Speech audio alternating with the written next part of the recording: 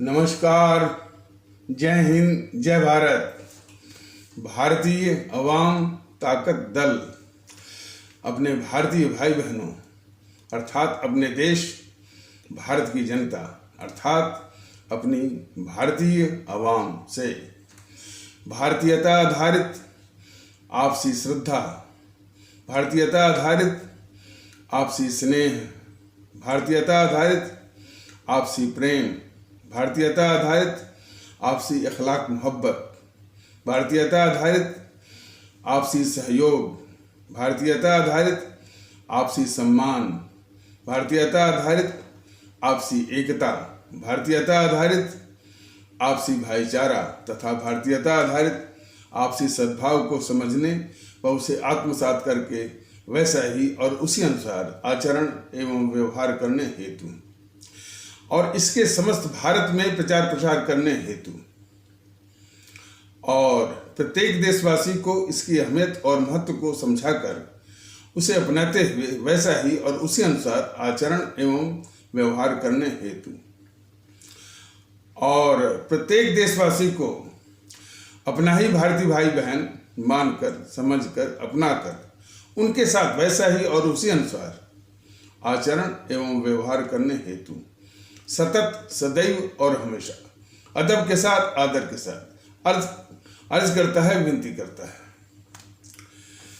देखिए, ये जो भारतीय एकता का जो आंदोलन है सोशल मीडिया के, यूट्यूब के पैगाम के माध्यम से, ये अब कुछ रंग लाने लगा है। हमारे भारत के कोने कोने से कोई ऐसा कोना नहीं छूटा है। हमारा केरल है, तमिलनाडु है, कर्नाटक है, आंध्र प्रदेश है, तेलंगाना है, गुजरात, महाराष्ट्र, उड़ीसा, मध्य प्रदेश, छत्तीसगढ़, बिहार, उत्तर प्रदेश तो खैर है ही, पश्चिम बंगाल, असम से भी है और पंजाब, हरियाणा, राजस्थान, यहाँ तक कि जम्मू कश्मीर से भी है। अब उतने विस्तार से, जितने विस्तार के लक्ष्य को तक इसको लाना है, वहाँ तक की बात हो सकती है, उस पर कुछ सवालात हो सकते हैं, लेकिन कोने कोने से ये आवाज़ उठ रही है कि भारतीय एकता इस मुल्क के लिए निहायत आवश्यक है। ये अपना आप में कम बड़ी बात नहीं है। लोग इस बात को महसूस करने लगे हैं कि संकीर्णता आधारित जिस पहचान या संकीर्णता आधारित जो पहचान कह लीजिए या भ्रम के गड्ढे में हैं, उससे बाहर निकल करके अपने को भारतीय जैसा व्यवहार करके, बर्ताव करके, भारतीयता का वातावरण लाते हुए पूरे मुल्क को भारतीयता के आधार पर एक करने की आवश्यकता है। इस चीज़ का एहसास और हमारे भारतीय भाई बहन करना आरंभ कर दिए हैं। ये अपने आप में बहुत ही स्वागत योग्य है। इसी चीज़ की आवश्यकता है और भारतीय अवाम ताकत दल इसके प्रति आशान्वित है कि अब हमारे भारतीय भाई बहनों में कोई भारतीय भाई बहन छूटेगा नहीं। सभी लोग इस भारतीयता के सूत्र में बंधेंगे। ये उसकी आशा फलीभूत होगी, फलवती होगी। तो आइए आगे बढ़ते हैं। जैसा कि पिछले कुछ एपिसोडों के माध्यम से यह बताया गया है कि भारतीय एकता की जो रीढ़ की हड्डी है, या जिसको अंग्रेजी में स्पाइनल कार्ड कहते हैं या मेरुदंड कहते हैं, वह है हमारे हिंदू सनातन आस्था वाले भारतीय भाई बहन और हमारे इस्लाम आस्था वाले भारतीय भाई बहन के बीच की एकता, या जिसको आप सभी लोग परंपरागत रूप से हिंदू मुस्लिम एकता की बात करते हैं, तो हमारे हिंदू सनातन आस्था वाले भारतीय भाई बहन और हमारे इस्लाम आस्था वाले भारतीय भाई बहन के बीच की एकता भारतीय एकता की रीढ़ की हड्डी है, स्पाइनल कॉर्ड है। अब ये एकता पहले भी थी, ऐसी नहीं कि ये पहली बार है, एकता रही है। छिटपुट आपस में थोड़ा मैंने स्किर्मिसेस थोड़ा बहुत इधर उधर हुआ, लेकिन वो एकता रही है। और उसका सबसे बड़ा प्रमाण है कि अंग्रेजों के खिलाफ लड़ाई में हमारे इन्हीं दो तबकों ने कंधे से कंधा मिला करके अंग्रेजों के खिलाफ लड़ाई लड़ी है, और ऐसे और लड़ी भी है, और आज़ादी की खातिर जो है वो उन्होंने कुर्बानियां दी हैं, अपनी जानें दी हैं। तो कहने का मतलब कि ये जहाँ एक और शहीद आजम भगत सिंह, सुभाष चंद्र बोस, चंद्रशेखर आज़ाद, तो दूसरी ओर हमारे अशफाकुल्लाह जी भी हैं, और लोग भी, और कई अशफाकुल्लाह हमको मिलेंगे, और सूर्यसेन हैं। तो इस बात को प्रमाण है कि हमारे देश के जो औपनिवेशिक ताकत या देश का दुश्मन जो रहा है वो अंग्रेजी सरकार रही है। उसके खिलाफ जो है हम लोगों ने, और हमारे खास करके इन दो तबकों से हमारे हिंदू सनातन आस्था वाले भारतीय भाई बहन, जब हिंदू सनातन की बात कही जा रही तो हमारे सिख आस्था वाले भारतीय भाई बहन भी उसी में आते हैं। हमारे ईसाई आस्था वाले भारतीय भाई बहनों की ओर से भी अंग्रेजों के खिलाफ, अंग्रेज हुकूमत के खिलाफ, अंग्रेज नहीं कहा जा सकता, वो जो विदेशी ताकत थी अंग्रेज, उसके खिलाफ हमारे ईसाई आस्था वाले भारतीय भाई बहनों की ओर से भी हुए हैं। जैसे CF एंड्रयूज, जिनको कि दीनबंधु कहा जाता है, अनी बिसंत, ये लोग क्रांतिकारी किस्म के हमारे नेता रहे हैं, और उस अंग्रेजी हुकूमत के खिलाफ आज़ादी की जंग लड़ी है, और हमारे उसी ईसाई आस्था वाले भारतीय भाई बहनों से आते हैं। और आज़ादी के बाद जो है हमारे जॉर्ज फर्नांडीज, एक जो उन्होंने देशभक्ति की मिसाल कायम की है, वह देश के सामने है, इसमें कोई कहने वाली बात नहीं है। तो हमारे ईसाई आस्था वाले भारतीय भाई बहनों के समाज से भी लोगों ने देशभक्ति की मिसाल कायम की है। बाकी तो हमारा जो हिंदू सनातन आस्था वाले भारतीय भाई बहन और हमारे इस्लाम आस्था वाले भारतीय भाई बहन से तो कंधा से कंधा मिला करके ये आज़ादी की जंग लड़ाई लड़ी है। लेकिन इसके साथ जो हमारे इसी देश में जो रहते हैं और देश की सारी व्यवस्थाओं का उपभोग भी करते हैं, संवैधानिक व्यवस्थाओं का उपयोग भी करते हैं, मतलब इसी देश की थाली में खाते हैं और यहीं पर छेद करते हैं विदेशी ताकतों के शह पर, तो वो हमेशा इस फिराक में रहते हैं, इस षड्यंत्र में रहते हैं कि इस भारतीय एकता को तोड़ के रखा जाए। अब तोड़ने के लिए तो जो बाकी जो ताकतें हैं जो कि राजनीतिक दलों के वेश में हैं, वो तो अपना समाज को तोड़ने का काम वो कर ही रही हैं। खास करके ये जो दो दल हैं, GNPC और वाम दल, गांधी नेहरू परिवार, चंदा चौकड़ी कागज और कम्युनिस्ट जो है, यह एकता को तोड़ने में सिर्फ ज्यादा केंद्रित करते हैं।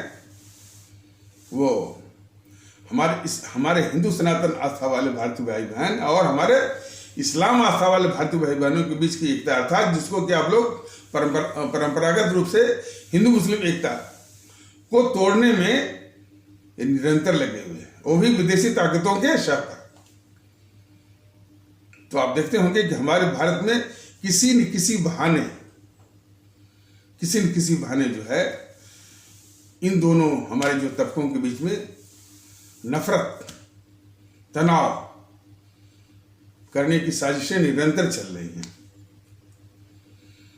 और करना नहीं होगा जब, और जो उपद्रवी तत्व हैं जो कि इस तरह के वारदात को अंजाम देते हैं, उनके समर्थन में यही ताकतें आगे खड़ी हो जाती हैं। यही जीएनपीसी के लोग, यही वाम दल के लोग, और इसी जीएनपीसी से के आसपास जो चक्कर लगाते हैं, TMC, Samajwadi party, Bahujan Samaj party और आरजेडी इत्यादि, एनसीपी, शिवसेना,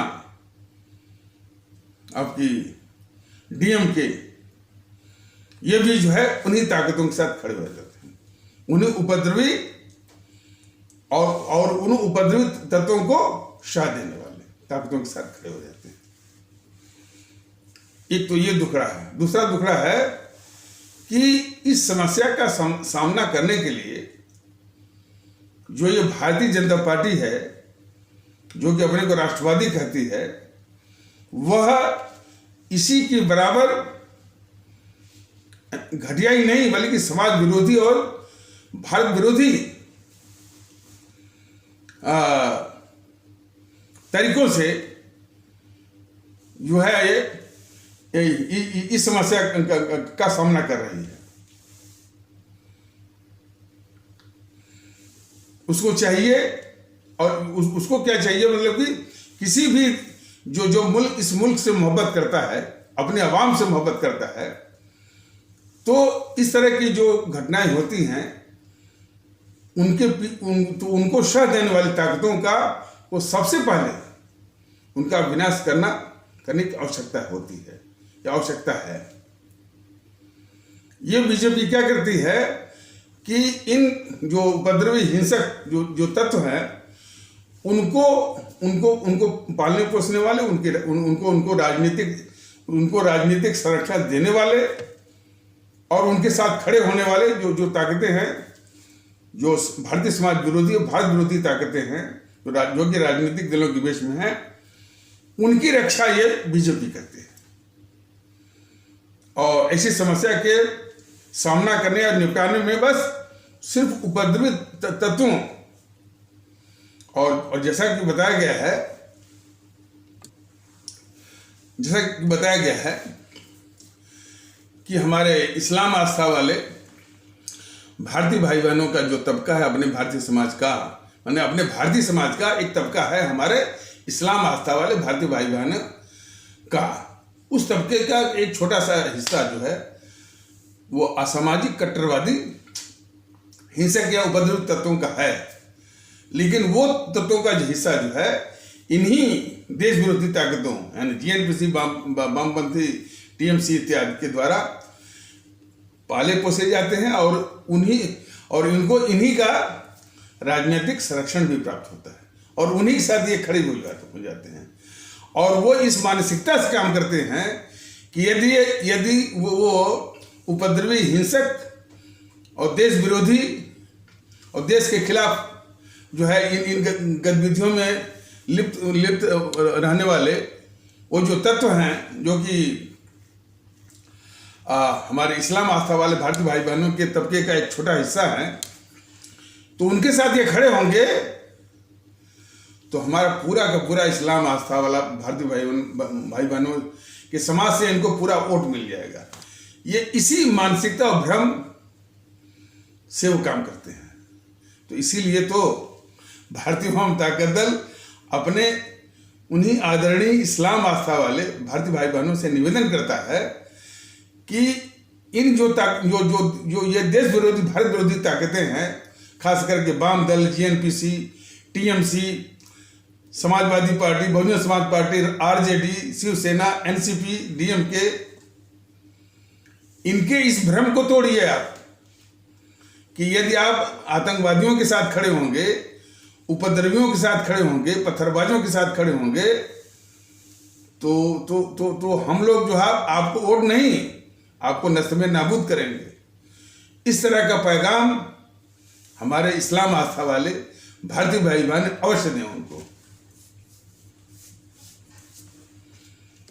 तो इस तरह का एक बेबाक पैगाम दो टूक शब्दों में देने की परम आवश्यकता है हमारे इस्लाम आस्था वाले भारतीय भाई बहनों के तबके से, इन देश विरोधी ताकतों को जो इस भ्रम में इन उपद्रवित तत्वों के साथ खड़े होते हैं, उनको उनका समर्थन करते हैं।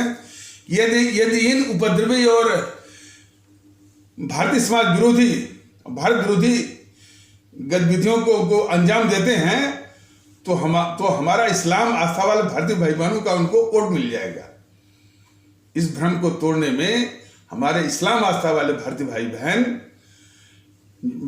इनको दो टूक शब्दों में, बेबाक अल्फाजों में इनको माकूल जवाब दें और इनको नस्ल में नाबूद करें।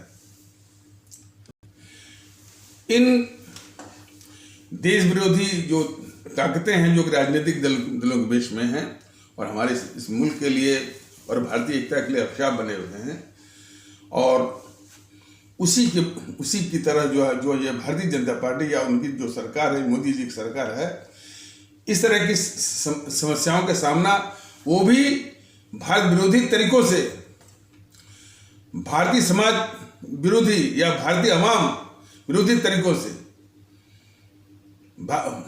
भारतीय अवाम विरोधी तरीका क्या कि सिर्फ छोटी मछली को पकड़ करके लटका देना ऐसे, और बड़ी मछली को बचा लेना, उसकी रक्षा करना। यह है भारत विरोधी या भारतीय अवाम विरोधी ये तरीका है मोदी महोदय का और बीजेपी वालों का। और शायद यदि मैं बहुत गलत नहीं हूं, वो इस इंप्रेशन में एक कार्रवाई करते हैं कि शायद पिछले एपिसोड में मैं बताया भी गया था कि ये जो उपद्रवी तत्व होते हैं, चूंकि इस्लाम आस्था वाले भारतीय भाई बहनों के तबके का एक छोटा सा हिस्सा है और उसी तबके से ये मुतल्लिक रखते हैं, संबंध रखते हैं, तो यदि उनके खिलाफ कार्रवाई करेंगे तो हिंदू सनातन आस्था वाले भारतीय भाई बहनों के तबके के कट्टरवादी तत्व जो है खुश हो जाएंगे, तो इनके लिए एक चुनावी माहौल बनाएंगे। और दूसरा कि यदि इन्हीं देश विरोधी ताकतों को जिनको देश हित में और अपनी आवाम के हित में इनके विनाश को सुनिश्चित करना आवश्यक है, लेकिन इनको पाल के रखते हैं बीजेपी वाले या मोदी महोदय जैसे लोग कि चुनाव के लिए इन्हीं को दिखा करके, इन्हीं से तुलना करके वो अपने पक्ष में चुनावी माहौल बनाते हैं। तो इसीलिए तो भारतीय जनता पार्टी ने कहा कि जो दल इस घिनौने विचार का हो, सिर्फ सत्ता के लिए, वोट सत्ता के लिए अपने अवाम विरोधी इस तरह की हरकतें करता हो और इस तरह की साजिश में लिप्त हो, वो कभी भी इस मुल्क का और अपनी इस भारतीय अवाम का हो नहीं सकता। सीधी सी बात। ये किसी एपिसोड में बताया गया था कि, और वो भी जाना जरूरी है, मकाले जिसने अंग्रेजी शिक्षा की नींव रखी भारत में, हो कब रखी? 1836 में। तो पहले अपनी शिक्षा का माध्यम क्या? उर्दू था। अब उर्दू के स्थान पर अंग्रेजी इसने शिक्षा का माध्यम रखा मकाले ने 1836 में। तो जब इसने यहाँ पर मैंने शिक्षा का माध्यम यानी मीडियम ऑफ इंस्ट्रक्शन वो अंग्रेजी रखा, तो इसके संबंध में वो इसके पहले मतलब 1836 के पहले ही वो माने लंदन में किसी सभा में वो बोल रहा था, और इसी संबंध में क्योंकि वो अंग्रेजी को क्यों लाना चाहता है। हालांकि ये जो जीएनपीसी के चमत्कार इतिहासकार हैं, ये बड़ी तारीफ की है, वो अंग्रेजी के आने की बड़ी तारीफ की है कि भाई इससे अंग्रेजी के आने से बहुत पश्चिमी ज्ञान आ गया और वैज्ञानिक ज्ञान आ गया, लोगों को रोजगार के अवसर मिल गए, तमाम झूठी झूठी तारीफें जो कि अब आज भी कहते हैं, इसी टाइप की झूठी और आधारहीन और अनावश्यक जो है इस तरह की चमचागिरी और तारीफें करते हैं। तो वो जीएनपीसी चाटुकार तो इस प्रकार से वो तारीफ किए थे, किसकी, माने अंग्रेजी के आने से। लेकिन जो अंग्रेजी को लाया मैकाले जो है, वो क्यों लाया, इसके विषय में उसके मन में क्या, उसकी आंतरिक मंशा, जिसकी मंशा को अंग्रेजी में बोलते हैं डिमिनर क्या था, वह 1836 के पहले किसी लंदन के किसी मौके पर भाषण में कहा था। उस भाषण को समझना बहुत जरूरी है और हमारे सभी भारतीय भाई बहनों को समझना परम आवश्यक है। हालांकि इंग्लैंड वालों की अंग्रेजी जो शब्द होते हैं माने बड़े साधारण किस्म के होते हैं, लेकिन वो किसी और इशारा करते हैं, बहुत गहरे टाइप के होते हैं। तो वो मैं आप सभी को जो है पहले वो अंग्रेजी में सुनाता हूं और उसका इशारा क्या है उसको भी समझाने की कोशिश करता हूं। मैकाले ने ये कहा, we must at present do our best to create a class who may be interpreters between us and the millions whom we govern. A class of Indians in blood and color, but English in opinions, in taste,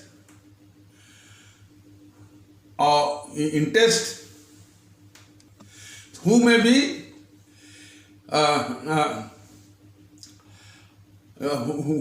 interpreters between us and the millions whom we govern, a class of Indians in blood and color, but English in opinions, taste, morals and in intellect.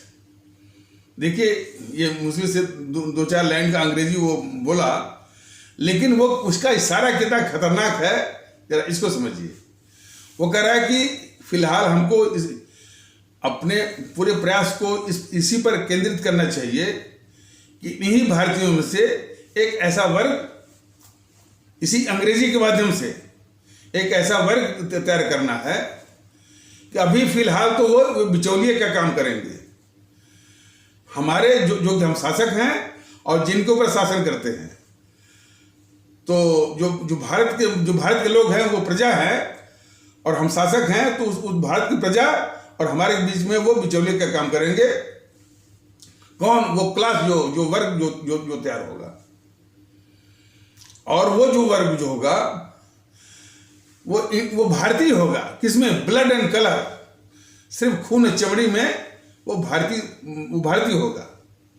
लेकिन opinions माने विचारों में, test माने पसंद में, morals माने आदर्श में, और इंटेलेक्ट माने बुद्धि में वो अंग्रेज होगा। कितना खतरनाक! किस तरह का वर्ग मैकाले जो है अंग्रेजी शिक्षा के माध्यम से ला करके वो लाने की एक खतरनाक योजना उसके दिमाग में थी। जरा सोचिए, वो कह रहा है कि वो ऐसे लोगों का वो वर्ग तैयार होगा जो कि सिर्फ खून चमड़ी में तो भारतीय दिखेंगे, लेकिन विचारों में, ओपिनियंस में, टेस्ट माने पसंद में, TASTE टेस्ट माने पसंद में, मॉरल्स MORALS मॉरल्स माने आदर्श में, और इंटेलेक्ट माने बुद्धि में अंग्रेज होंगे। समझ जाइए। तो आप लोगों ने अरबियन नाइट्स या सिंदबाद की कहानियां पढ़े होंगे कि कोई जादूगर है जो कि एक शैतान को किसी बोतल में बंद कर देता है और फिर बाद में उस बोतल को खोलता है, उसमें से बहुत भयंकर खतरनाक वो शैतान निकलता है और कहता है कि बोल मेरे आका क्या करना है। ऐसा आप लोग देखे होंगे। कुछ इसी से पैरेललिज्म, समानांतर तथ्य ये सामने आता है कि मकाले ने जिस शैतान को बोतल में बंद किया, किस वो शैतान को, कि ऐसे लोगों को जो कि सब सिर्फ दिखने में वो भारतीय दिखेंगे, लेकिन वो उनकी सोच, उनकी पसंद, उनका आदर्श और उनकी बुद्धि अंग्रेज हो। इस तरह के शैतान को जब वो बंद किया बोतल में 1936 या उसके पहले अंग्रेजी शिक्षा के माध्यम से, 1947 में वही बहुत बड़ा खतरनाक एक शैतान बन गया। तो यदि अंग्रेजी में कहा जाए कि वो जो जिन मन शैतान, जेनी, जिन माने मतलब कि छोटा शैतान, जेनी, GENE, बॉटल में बंद किया 1936 नहीं भाई, 1836। कब किया? 1836 में, सॉरी। तो जो बंद किया तो 1947 में वही प्रकट हुआ, वो इसी GNPC के रूप में, इसी गांधी नेहरू परिवार चंद्रा चौकड़ी, जिसको आप लोग कांग्रेस कहते हैं। तो ये कांग्रेसी लोग जो है या GNPC के लोग जो है, सिर्फ खून चमड़े में भारतीय आपको दिखेंगे, लेकिन ये सोच में, पसंद में, आदर्शों में और बुद्धि में ये अंग्रेज होंगे। तो ये कभी भी भारत के हो नहीं सकते। ये सच्चाई हर एक भारतीय भाई बहन को जानना बहुत जरूरी है कि ये जो कांग्रेस जिसे आप लोग कहते हैं, भारतीय जनता दल ने कहा कि ये कांग्रेस में बल्कि GNPC है, ऐसे उपजे हुए जो लोग भी हैं, इसे उपजे हुए ये TMC है। TMC कभी भी इस देश की हो नहीं सकती। उसी की उपज है, दूसरा रूप है, उसी की उपज ये केजरीवाल है, वो इस देश का हो नहीं सकता। इस यथार्थ को हमारे सभी भारतीय भाई बहन बहुत अच्छी तरह से समझ लें। लेकिन आज जिस तरह से ये व्यवहार कर रही है बीजेपी, कि वोट लेती है हमारी भारतीय अवाम से, भारतीय अवाम उनको वोट करती है, उनको सत्ता पर बिठाती है, उनको और उनके मोदी जी को इस देश का प्रधानमंत्री बनवाती है। लेकिन जब भी संकट आता है, जब भी अवाम को जरूरत होती है, तो ये मोदी महोदय हमारी अवाम को इन्हीं देश विरोधी ताकतों के हवाले कर देते हैं और उन्हीं के हवाले और हमारी अवाम उन्हीं को झेलती है। और तो ये अवाम के पक्ष में नहीं कभी कहेंगे।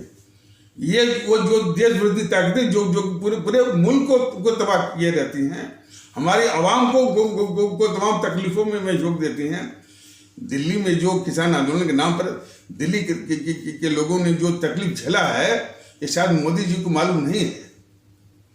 हमारे गरीब मजदूर भारतीय भाई बहनों को जो तकलीफ इस गद्दार केजरीवाल ने दिया है, शायद इसका अंदाज मोदी महोदय को नहीं है। जिस तरह की हिंसा हुई मैंने CA के नाम पर, शायद मोदी महोदय को मालूम नहीं है किस तरह से ये देश विरोधी ताकतों ने हमारे इस्लाम आस्था वाले भारतीय भाई बहनों की माताओं और बहनों को के दिमाग में जहर भर के सैन्य भाग में बिठा दिया। और दिल्ली के लोग जो है करीब 3 महीने तक जो है, यानी जो उनका टाइम लगता था 10 मिनट का, वो 3 घंटा 4 घंटा ऑफिस छूटती थी, स्कूल छूटते थे। तो शायद ये तकलीफ उनको मालूम नहीं है।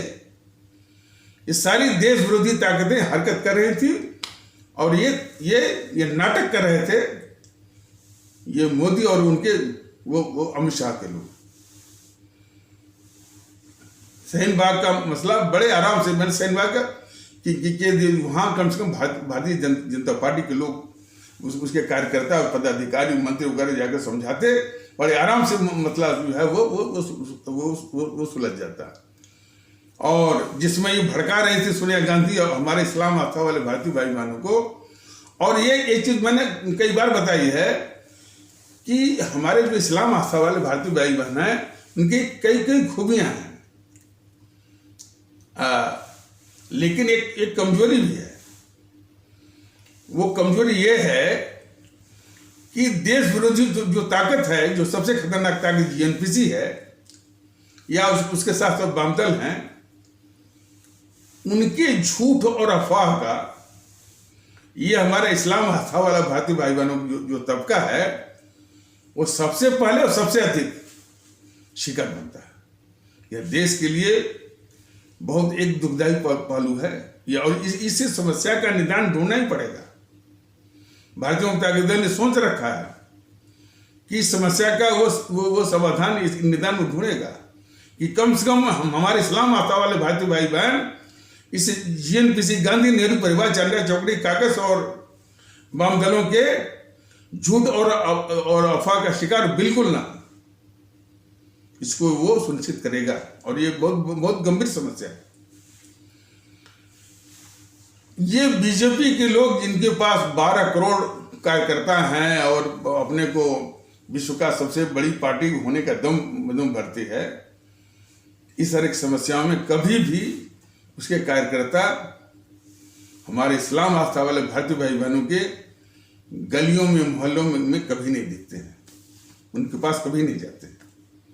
उनको बल्कि कहना अतिशयोक्ति नहीं होगा कि उनको एक परिया मानते हैं। अंग्रेजी की शब्द है परिया, अछूत, संपर्क नहीं करना है उनसे। ये मानसिकता इस राष्ट्र के लिए घातक है। चुनाव जब आता होगा पैर छूने के लिए जरूर पहुंच जाते होंगे, लेकिन इसके बाद उनकी क्या दशा है जो है उन हमारे भारतीय भाई बहनों के। ये भी एक दुर्दशा है कि वो जत्थों में रहते हैं। तो जत्थों में रहने, तो इसीलिए जो है जो अंधभक्ति जो चलवाते हैं मौलवी और मुल्ला जो है, उन्हीं के मानसिक गिरफ्त में भी रहते हैं, जो कभी भी उनके विकास की बात नहीं करते हैं। विकास माने मानसिक विकास और उनकी प्रतिभा का विकास। सभी बच्चे स्कूल जाएं, परिवार छोटा हो, उनकी एक इज्जत की और प्रतिष्ठित जिंदगी हो, कभी नहीं वो सभी तो नहीं कहता है, वो खासकर मुल्ला मौलवी कभी नहीं सिखाते हैं कि अपना परिवार सीमित रखो, जो मेहमान तुमको बुलाना है इस दुनिया में उसको सीमित रखो, उसकी परवरिश ठीक से करो, उसको स्कूल भेजो, कभी नहीं कहते। लेकिन ये बहुत बड़ा अभिशाप है। लेकिन बीजेपी के लोग भी कभी नहीं जाते हैं। हम नहीं कहते कि बीजेपी के लोग नहीं जाते हैं तो बाकी लोग जाते हैं, ऐसी बात नहीं। बाकी लोग तो उनको तो बस वोट चाहिए, समाजवादियों को सिर्फ वोट चाहिए, जेएनपीसी वालों को सिर्फ वोट चाहिए, वामदल वालों को सिर्फ वोट चाहिए। इसके बाद उनको कोई मतलब नहीं। उसके बाद वो कब देखेंगे, जब ये उपद्रवित तत्व जो है वो कुछ इस तरह से वारदात कर देंगे, वो तभी नहीं जाएंगे जब उनके खिलाफ कार्रवाई होगी, तब ये बिल्कुल वो इकट्ठा हो जाएंगे। ये बस इतना बड़ा काम है उनका। लेकिन हमारे भारतीय भाई बहनों, समस्या बस यही तक नहीं है। ये समाज विरोधी जो ताकतें हैं, इनके कई एजेंट हैं जो कि इस एकता को तोड़ने के लिए दिन रात सक्रिय हैं। अब हिंदू सनातन आस्था वाले भारतीय भाई बहनों के तबके से जो इस तरह के देश विरोधी तत्व हैं संगठित रूप में, जैसे सबसे इसमें जो चर्चा में है वो गद्दार पुष्पेंद्र कुलश्रेष्ठ। उसकी भाषा जरा देखिए, बताइए, जिस भारतीय एकता के लिए और भारतीय भाईचारा के लिए भारतीय जनता दल संघर्ष कर रहा है, अपने भारतीय भाई बहनों के बीच में ये संदेश पहुंचा रहा है, अपने भारतीय भाई बहनों से निवेदन भी कर रहा है कि इसको आगे बढ़ाइए और इस संदेश को और लोगों में प्रसारित हो, इसको मजबूती मिले। भारतीय भाई बहन इसमें शरीक भी हो रहे हैं। कितनी स्पीड से हो रहे हैं वो अलग विषय है। ये सब हो रहा है। वहीं पर ठीक इसी के विपरीत ये गद्दार पुष्पेंद्र कुलश्रेष्ठ जो है भारतीय भाईचारा का मजाक उड़ाता है। हालांकि कई बार इसको बता भी गया है, लेकिन बार बार उसके खिलाफ चेतना की जागृति बहुत जरूरी है। क्या कहता है कि ये भाईचारा वगैरह कुछ नहीं है, वो भाईजान हो गए और हम चारा बन गए। देखिए, भाईजान कह करके भी हमारे इस्लाम आस्था वाले भारतीय भाई बहनों में प्रयुक्त होने वाले जो संबोधन है उसका भी अपमान करता है। फिर वो जो गंगे जमुनी एक तहजीब है जो हमारी इस भारतीय एकता का एक रूप है, उसका भी अपमान करता है। जो अभी जो ये संस्कृति है उसका भी अपमान करता है। तो कितना बड़ा अभिशाप है समझे। लेकिन मेरे सिर्फ इतना ही कह देने से काम नहीं बनने वाला है। हमारे हिंदू सनातन आस्था वाले भारतीय भाई बहनों का परम कर्तव्य बनता है कि उसकी सभा को, उसके मजमे को शून्य करें, तब बात कुछ बनेगी। उसकी सभाओं में जाएंगे, ताली बजाएंगे, देश का अभिशाप जो है कम नहीं होगा। और जब मैं पुष्पेंद्र कुलश्रेष्ठ की बात कर रहा हूं तो वो अकेले नहीं है, असदुद्दीन ओवैसी उसी प्रकार से। यह हमारे इस्लाम आस्था वाले भारतीय भाई बहनों का हितैषी है नहीं, सिर्फ वोट के लिए और खंडित राजनीति के लिए, और वो भी सिर्फ उपद्रवी और हिंसक तत्वों के साथ खड़ा होता है ये असदुद्दीन ओवैसी। तो हमारे इस्लाम आस्था वाले भारतीय भाई बहनों का एक परम कर्तव्य बनता है कि असदुद्दीन ओवैसी या उसका जो छोटा भाई कौन है पता नहीं, उसकी सभाओं को जीरो करिए, शून्य करिए, दिखने नहीं चाहिए। तब जाकर ये ताकतें जो है हतोत्साहित होगी। वैसे तो कोई देशभक्त किस्म की सरकार होती, हुकूमत होती, तो इन जो पुष्पेंद्र कुलश्रेष्ठ महोदय हैं, असदुद्दीन हैं, यति नरसिम्हानंद हैं, तौकीर रजा हैं, इनकी नागरिकता समाप्त करके इस देश से लात मार करके बाहर कर दी होती। लेकिन मोदी महोदय करेंगे नहीं। नकली राष्ट्रवाद का मुखौटा जरूर पहनेंगे। लेकिन देश को आवश्यकता है कि ऐसे तत्वों को नागरिकता उनकी समाप्त करके, किनकी, पुष्पेंद्र कुलश्रेष्ठ हुए, असदुद्दीन ओवैसी हुए, अकबरुद्दीन ओवैसी हुए, यति नरसिम्हानंद सरस्वती हुए, बावन मेश्रम हुए, जो कि देश में नफरत फैलाते, बिल्कुल सीधे, उनकी नागरिकता समाप्त करके देश के बाहर कर देने की परम आवश्यकता है। भारतीय जनता दल वो बराबर ये बता रहा है। भारतीय जनता दल ये भी कहा कि मोदी महोदय कम से कम इतना कर दीजिए कि इस राहुल, सोनिया और प्रियंका का नार्को टेस्ट, पॉलीग्राफ टेस्ट और साइको टेस्ट करा करके उनको कार्टून पैक करके इटली भेज दीजिए, तब भी इस देश में काफी शांति आ जाएगी। उसी प्रकार सीताराम येचुरी, डी राजा, प्रकाश करत, वृंदा करत, जो उसको भी पैक करके बीजिंग आप भेज दीजिए, और उसी में कन्हैया कुमार को भी, और जो केजरीवाल है उसको भी इन्हीं के साथ, राहुल, सोनिया, प्रियंका के साथ पैक करके इटली भेज दीजिए। काफी शांति इस देश में आ जाएगी। मोदी महोदय करके देखिए आप। यदि आपको इस आवाम से मोहब्बत है तो। लेकिन मोदी महोदय करते क्या है? अब सिर्फ सांप्रदायिक एक रंग देने के लिए ये जो है गुरु तेग बहादुर को की जयंती को लाल किले से संबोधित करें। देखिए, भारतीय जनता दल पहले ही कह रहा है कि हमारे सिख आस्था के जो 10 गुरु हैं, जो कि गुरु नानक से शुरू होते हैं और गुरु गोविंद तक हैं, वो 10 गुरु, सबको प्रणाम आदर। लेकिन भारतीय परिवेश में हम ताकत लेंगे भगत सिंह से, हम ताकत लेंगे उधम सिंह से।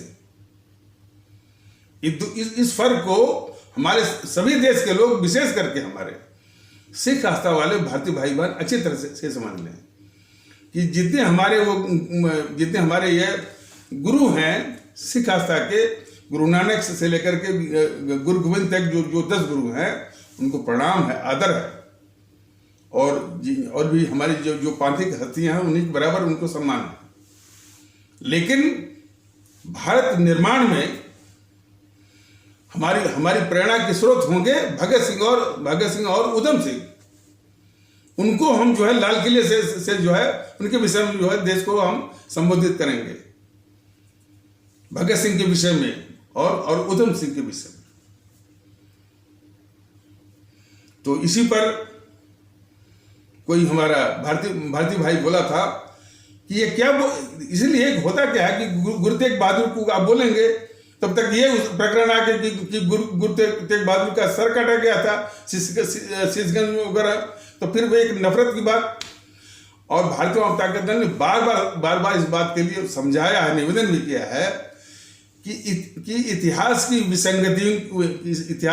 विसंगतियों को, वो विसंगति जो है उस समय के जितने भी राजा थे और जो भी थे और जो भी माने उनका आपसी जो महत्वाकांक्षा की जो टकराहट रही होगी, प्रतिद्वंदिता जो भी रही होगी, जो जिस रूप में भी रहा होगा, उस टकराहट को इस समय ला करके हमारे, और जिसमें हमको इस भारत को मजबूत बनाना है, नफरत को दूर करना है, ला करके फिर वही नफरत को फैलाना कभी भी इस मुल्क को कबूल नहीं, मंजूर नहीं।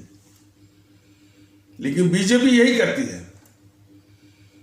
6-7 साल पहले, 4-7 साल पहले, 5-7 साल पहले की बात ला करके उसको लोग हमेशा महाराणा प्रताप, शिवाजी, फलाने ढेकाने ये बोला करती है।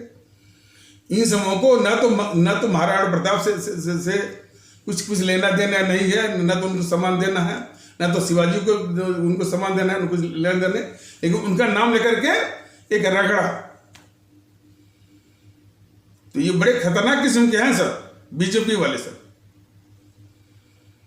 तो मोदी महोदय जो है गुरु तेग बहादुर को जो संबोधित कर रहे थे लाल किले से, उस पर एक भारतीय भाई बहन ने हमको फोन करके बताया कि सर जरूरत इस बात की है कि लाल किले से हमारे परम आदरणीय राष्ट्र महानायक, राष्ट्रभक्त शिरोमणि नेताजी सुभाष चंद्र बोस के विषय में तो बोलते हैं,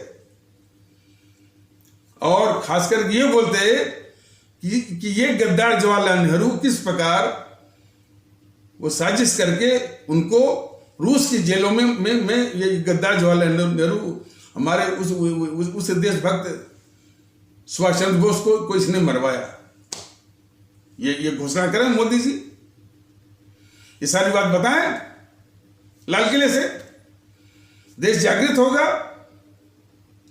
कि किस प्रकार गद्दार जवाहरलाल नेहरू हमारे परम आदरणीय राष्ट्र महानायक, राष्ट्रभक्त शिरोमणि नेताजी सुभाष चंद्र बोस को रूस की जेलों में साजिश करके जो है और निर्मम यातनाओं के साथ ये मरवाया इसने। तो लाल किले से मोदी बोले, और उस साजिश को छुपाने के लिए ही इस गद्दार नेहरू ने एक झूठी कहानी रचवाई कि सुभाष चंद्र बोस की मृत्यु जो है हवाई जहाज दुर्घटना में हुई थी, जो कि हवाई जहाज वो वहां से टोक्यो से चला था और ताइवान या फार्मोसा के पास वो दुर्घटनाग्रस्त हो गया और उसी दुर्घटना में नेताजी की मृत्यु हो गई। इस तरह की झूठी कहानी इसने बनवाया। ये सारी बात मोदी महोदय बोले, मोदी महोदय ये भी बोले कि उस झूठी कहानी पर सत्यता की मुहर इसलिए लगाई कि ताकि देश के लोग यकीन करें उस पर। इसने इस गद्दार जवाहरलाल नेहरू ने रिटायर्ड सुप्रीम कोर्ट के जस्टिस से, उनका नाम था शाहनवाज, उस पर ठप्पा लगवाया कि ये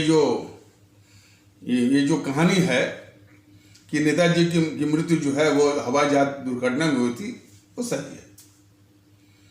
उसकी जिस गद्दार जवाहरलाल नेहरू की जो गद्दार बेटी इंदिरा गांधी ने प्रधानमंत्री की क्षमता में फिर दूसरा कमिश्नर ऑफ इंक्वायरी, जो कि रिटायर्ड सुप्रीम कोर्ट के जस्टिस थे खोसला साहब, उसमें इंक्वायरी कमिश्नर ऑफ इंक्वायरी के जरिए फिर इसने ठप्पा लगवाया इस गद्दार इंदिरा ने कि नेताजी सुभाष चंद्र बोस की मृत्यु जो है वो हवाई जहाज दुर्घटना में हुई थी।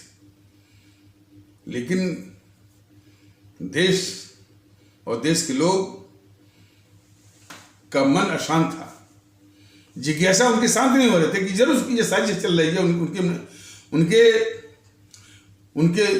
मृत्यु के रहस्यों को ढकने की। तो एनडीए की सरकार थी वाजपेयी, अटल बिहारी वाजपेयी की।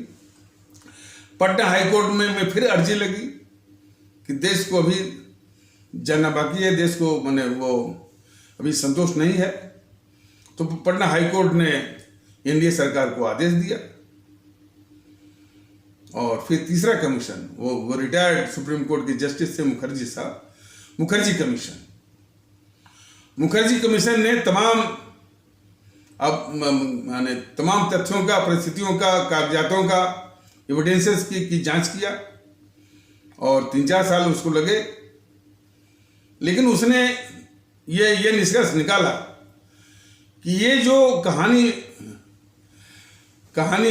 जो है कि हमारे नेताजी सुभाष चंद्र बोस की मृत्यु जो है हवाई जहाज दुर्घटना में हुई है, ये कहानी सत्य नहीं है, ये झूठी है पहली बार।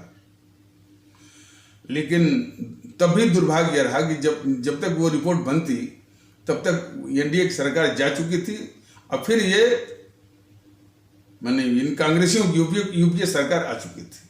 फिर वो मुखर्जी कमीशन की रिपोर्ट को इन सबों ने कूड़ेदान में डाल दिया।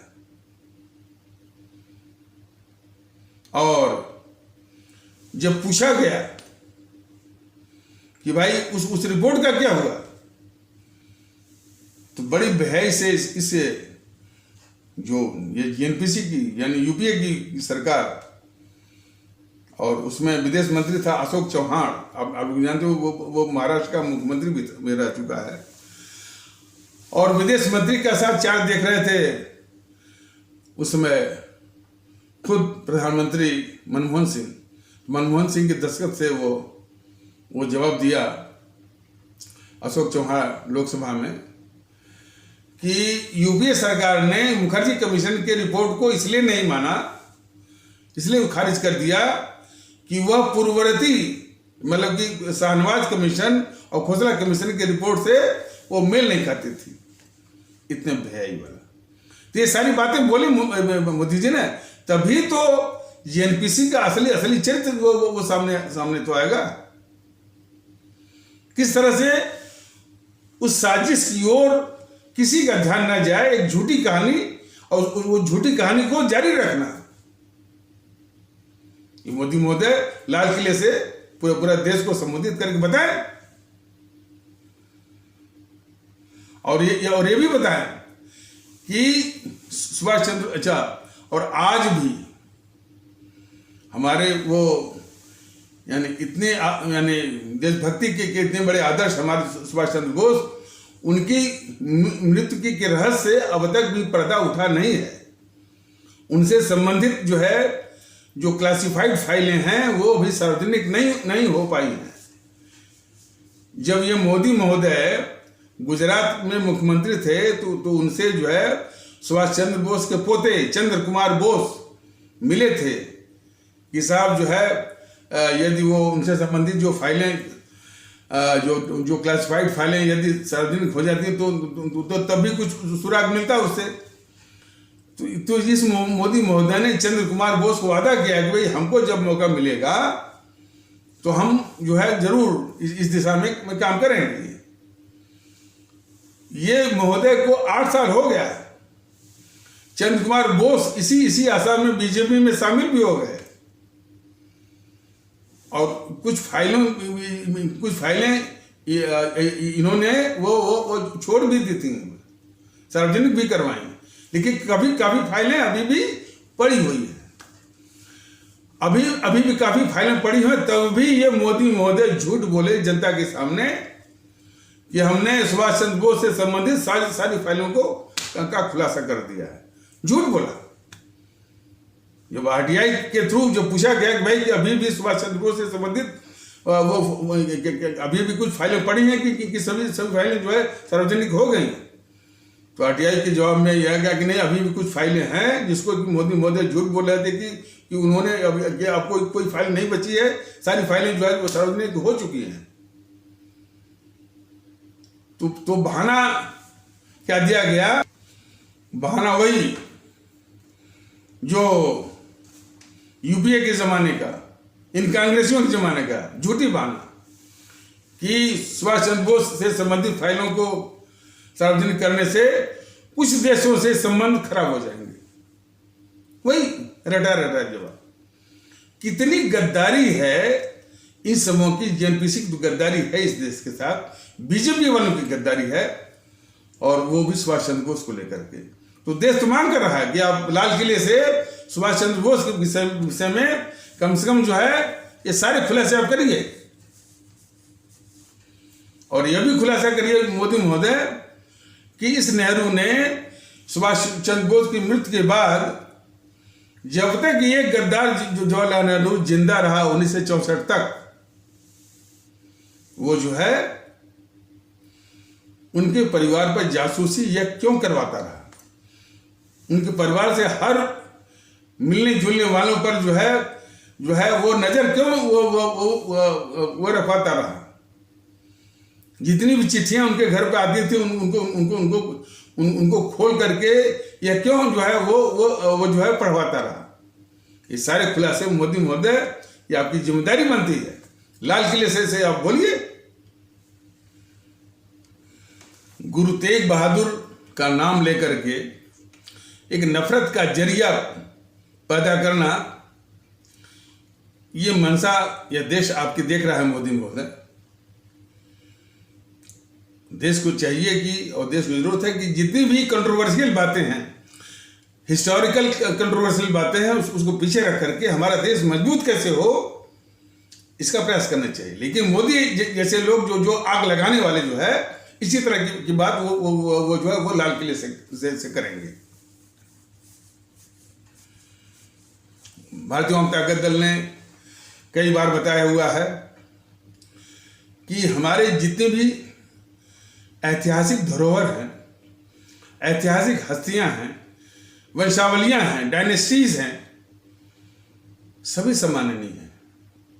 कोई भी हो डायनेस्टी, कोई भी वंशावली हो, दक्षिण की हैं, उत्तर भारत की हैं, और किसी भी काल की हो, लेकिन ये भारत विरोधी बीजेपी वाले जो है मुगल काल को अलग से, ये आक्रांता सिर्फ इस देश में जो एकता जो जरूरी है, हिंदू सनातन आस्था वाले भारतीय भाई बहन और इस्लाम आस्था वाले भारतीय भाई बहन के बीच में एकता स्थापित ना हो, उसको तोड़ने के लिए जो है ये बीजेपी और मोदी जी और ये सब जो है वो मुगल काल को जो आक्रांता जो है वो बोलते रहते हैं। और आज देश देख रहा है कि ये जो इनकी गतिविधि है बीजेपी वालों की, वह देश विरोधी माने जेएनपीसी और वाम दलों के मंसूबे को के खतरनाक मंसूबे को पूरा कर रही है। उनका मंसूबा हमेशा इस वाम दलों का और इस जेएनपीसी वालों का एक बिल्कुल परमानेंट उनका मंसूबा रहता है कि हमारे देश में हिंदू मुस्लिम का नफरत का मुद्दा हमेशा गरमाया रहे, ठंडा न हो।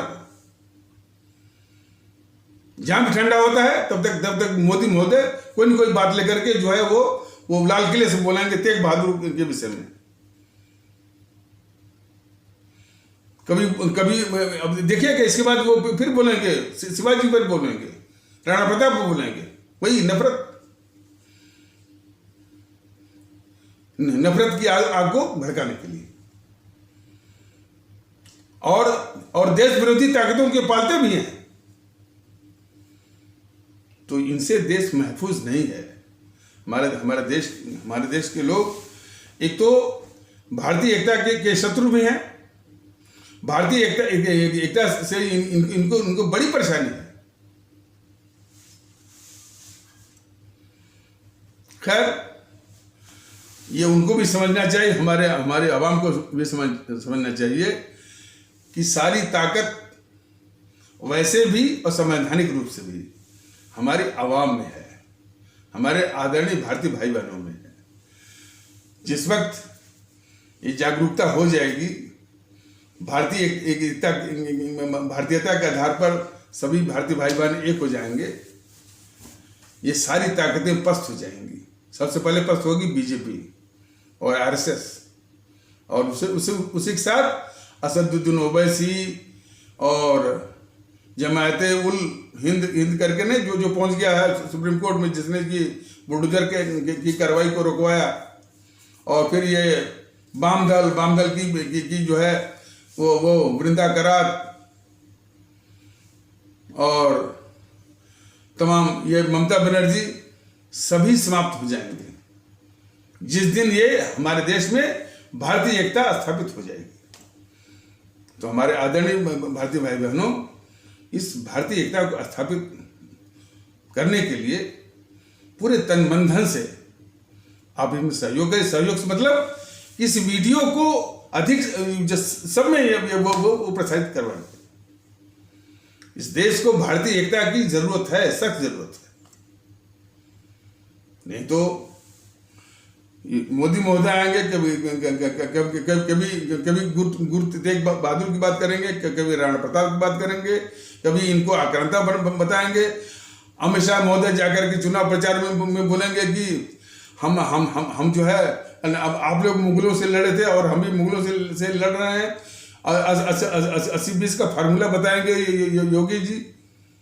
और दूसरी ओर जो है ये जेएनपीसी और वामदल वाले जो उपद्रवित तत्वों से सीए पर हिंसा फैलवाएंगे, शाहीन बाग बिठवाएंगे और जो है और देश को झोंकेंगे दोनों ओर से। इस देश को इन सभी ताकतों से हर वक्त खतरा है। और सौभाग्य से माने कि ये पहचान जो है हमारे भगत सिंह ने पहले ही कर ली है कि ये काले अंग्रेज है। जैसा कि पिछले कुछ एपिसोडों के माध्यम से बताया गया है कि भगत सिंह ने जो किताब लिखी, भाई आई एम एथिस्ट, माने मैं नास्तिक क्यों बना। हालांकि नास्तिक उनके बनने का वही था कि पांथिक पचड़ों से दूर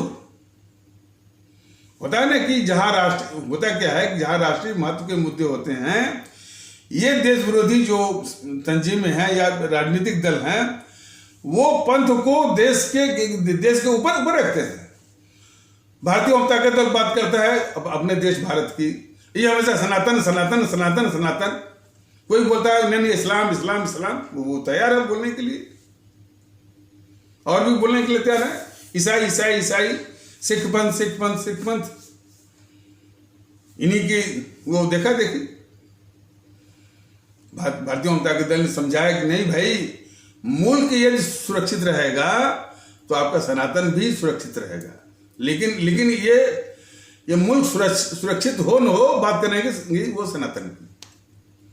तो और भी है शरारती तत्व, ये इन्हीं से प्रेरणा लेकर के वो बात उठाते हैं। जो हमारी नजर में या आप लोगों की नजर में मैं इन समूहों का आ रहा था, इसका मतलब कि और शरारती तत्व नहीं है, ऐसा नहीं है, लेकिन वो इन्हीं की प्रेरणा लेकर के तो ये है इनका। और हर वक्त जो है वो घालमेल, माने हिंदुत्व का, सनातन का, जो देश के मुद्दे हैं, भारतीयता है, एकता है, सबको इसमें वो शांत रहते हैं।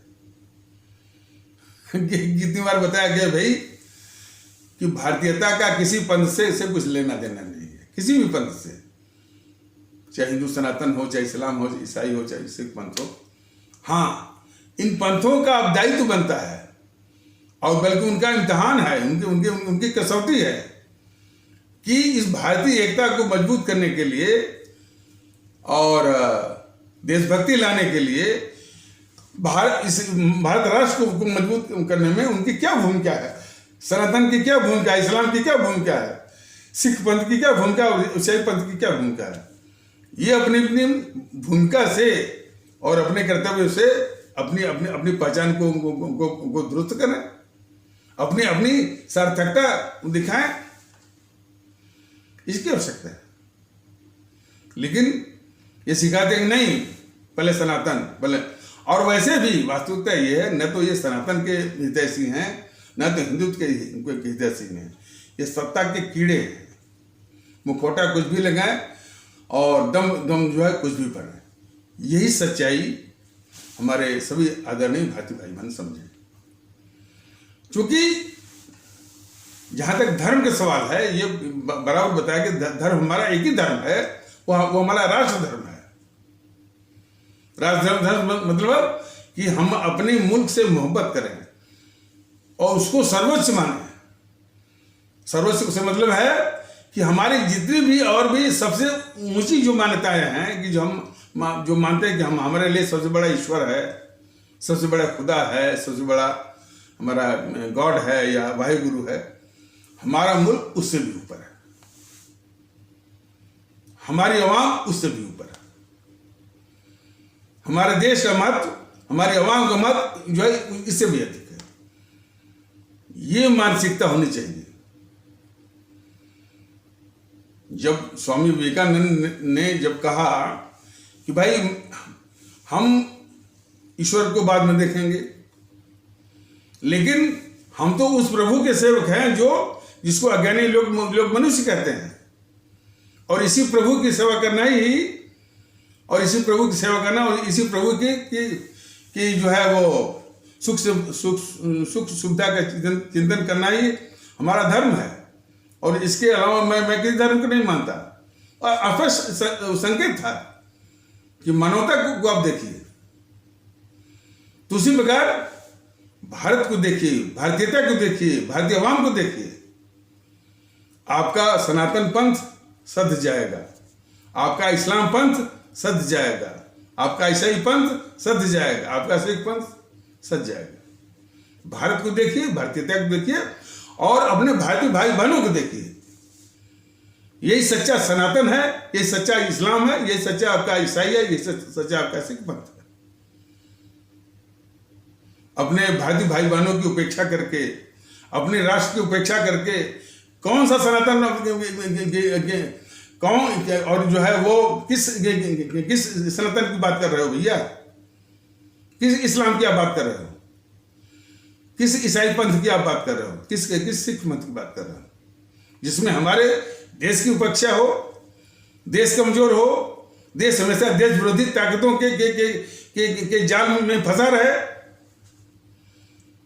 तो सारी सार्थकता चाहे सनातन की हो, चाहे इस्लाम की हो, चाहे ईसाई पंथ की हो, चाहे सिख पंथ की हो, सब समाप्त हो गई। सबकी सार्थकता जो है इस मुल्क के लिए, इस देश के लिए, अपनी अवाम के लिए।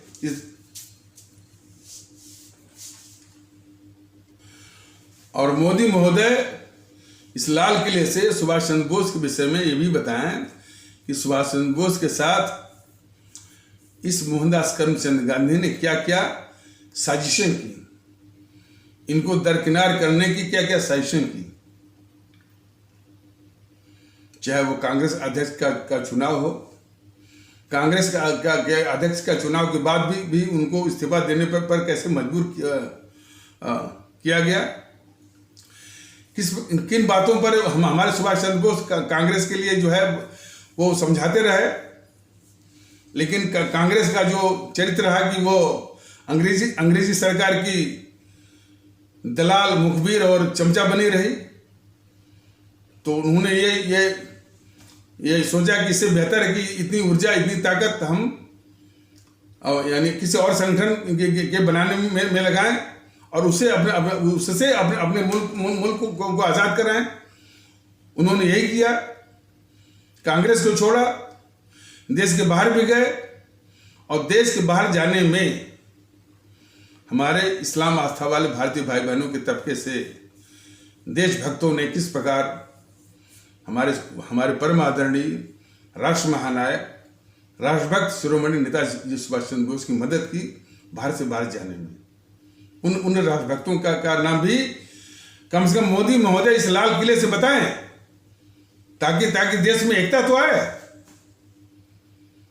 और मोदी महोदय, जो गलती आपने मुख्यमंत्री गुजरात के रूप में जो की थी, अब आप तो बोल तो गए कि सुभाष चंद्र बोस की यानी जयंती के अवसर पर, जब उनका जो जन्मदिन है 23 जनवरी है ना, तो उस अवसर पर बोलते हुए तो मोदी महोदय जब गुजरात के मुख्यमंत्री थे, बोल गए कि गुजरात का बहुत गहरा संबंध नेताजी सुभाष चंद्र बोस और उनके आजाद हिंद फौज से है। लेकिन वो गहरा संबंध किन तथ्यों के ऊपर आधारित है, उस तथ्यों को दबा गए। हमारे आदरणीय भारतीय भाई बहनों, इसको गौर से समझिए, उन तथ्यों को इसलिए दबा गए कि वो जो है तथ्य जो है हमारे इस्लाम आस्था वाले भारतीय भाई बहनों के तबके से दो बड़े देशभक्तों का उसमें जिक्र है, जिसको कि ये मोदी महोदय सिर्फ एंटी मुस्लिम सेंटिमेंट मैं साफ कहता हूं कि चलते उनको लाना नहीं चाह रहे थे। ये तो है उनकी असलियत। ये कुछ भी कहें कि सबका साथ सबका विश्वास, वो हो नहीं सकता। ये जिस प्रकार मैंने बताया ना कि अभी जीएनपीसी इस देश की हो नहीं सकती। जीएनपीसी ऐसे लोगों की पार्टी है जो जीएनपीसी या कांग्रेस ऐसे लोगों की पार्टी है कि जिसके ऊपर के लोग, हम नहीं कहते नीचे तबके के लोग, ऊपर के लोग, खास करके राहुल, सोनिया, प्रियंका और इसके पहले राजीव, इसके बाद इंदिरा और ये नेहरू वगैरह जो है, ये सब जो है सिर्फ दिखने में भारतीय लगते थे, दिखने में और देखने में, माने सिर्फ चमड़ी और खून से, लेकिन उनकी सोच और उनकी पसंद और उनके आदर्श और उनकी बुद्धि सब अंग्रेज थी। कितने डेंजरस थे, कितने खतरनाक थे। They were so highly diabolical to the very existence of this nation. तो ये कभी भी कांग्रेस इस देश की हो नहीं सकती, और उसने तबाह किया है इस मुल्क को, बहुत बड़ी अभिशाप रही है। लेकिन ये बीजेपी उसके सारे पापों को ढक रही है। तो यह देश को जानना चाहिए। तो मोदी महोदय, ये जीवन नहीं रहेगा, न हमारा रहेगा, ना आपका रहेगा, ना कोई किसी का। तो इतना तो करके जाइए कि कम से कम मोहनदास करमचंद गांधी के मूल के खिलाफ और हमारे नेताजी सुभाष चंद्र बोस के खिलाफ क्या क्या गद्दारियां की हैं, कम से कम यही जो है लाल किले से बोल जाइए आप।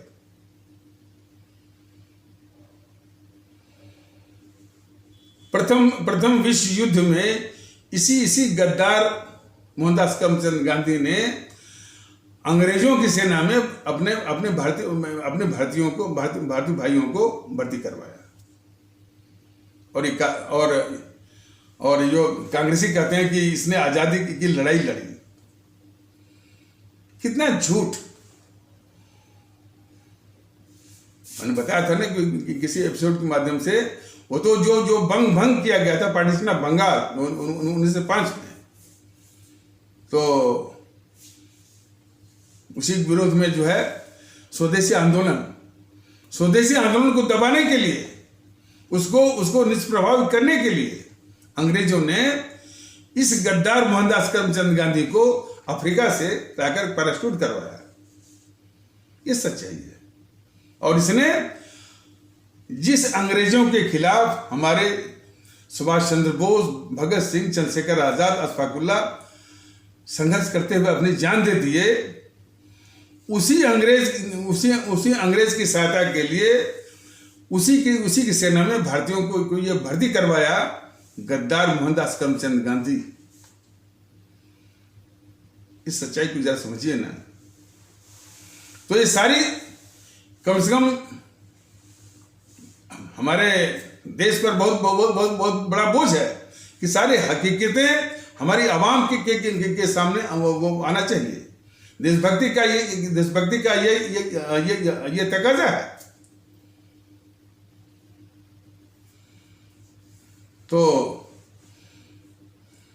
और जितने भी इसके आंदोलन, कुछ लोग कह रहे हैं कि वो स्क्रिप्टेड था, चाहे असहयोग आंदोलन हो, चाहे वो सबने अवज्ञा हो, चाहे भारत छोड़ो हो, वो सब जो है इसने जो है सेफ्टीवाल वाली भूमिका कि उसको मुकाम तक पहुंचने के पहले इन सबों ने उसको मौत दे दिया।